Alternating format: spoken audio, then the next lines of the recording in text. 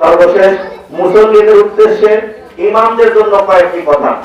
মুসল্লি যারা আছেন, মসজিদের যারা সভাপতি, সেক্রেটারি, দায়িত্বশীল যারা আছেন, তাদের আমি আল্লাহর কাছে অনুরোধ করব, আপনারা আপনাদের ইমামকে একা একা মনে করবেন না। আপনারা মনে করেন না যে আমি এই ঘটনার ইমাম সাহেব মেম্বার হইতে ওই রকম বক্তব্য দেবে। আপনারা এরকম গলা টিপে ধরার চেষ্টা করেন না। আমাদের কানে আসছে, ইমামরা কান্না করে আমাদের কাছে ফোন দেয়, ভাই কোরআন থেকে কথা বলতে গেলে আমাদেরকে ইমাম চলে যাওয়ার হুমকি দেয়, আমাদের জেলের হুমকি দেয়। এখন কি মনে করেন, এখনো তো মনে করেন যে আপনারা ফ্যাসিস্টের যুগে আছেন?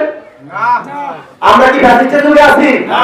আমাদের মনে আছে গত 2 বছর আগে, 1.5 বছর আগে এই জায়গায় আমরা ফ্রান্সের বিরুদ্ধে আমরা একটা সমাবেশ করতে হয়েছিলাম। ফ্যাসিস্টের দোষরা আমাদেরকে এখানে জমায়েত করে দেয় নাই। যারা এরকম চিন্তা ভাবনা করেছেন, অতীত থেকে শিক্ষা নেন, ফিরাউন থেকে শিক্ষা নেন, জালিমদের থেকে শিক্ষা নেন। আর যদি এরকম গলা টিপে ধরা চিন্তা করেন, আপনাদেরও পরিণতি কিন্তু ভালো হবে না। সম্মানিত উপস্থিতি, অতএব এইটা মনে রাখবেন, ওই মহল্লার আপনার মসজিদের ইমাম মানে 37 জন ইমাম। আপনার মসজিদের ইমাম মানে গোটা বাংলাদেশের ইমাম। আপনারা ইমামদেরকে দুর্বল ভাববেন না, মুসলমানদেরকে দুর্বল ভাববেন না। তবে ইমামদের উদ্দেশ্যে কথা, আপনারা কোরআন হাদিস বহির্ভূত কারোর কোরআনেও কিন্তু কোনো কথা বলবেন না।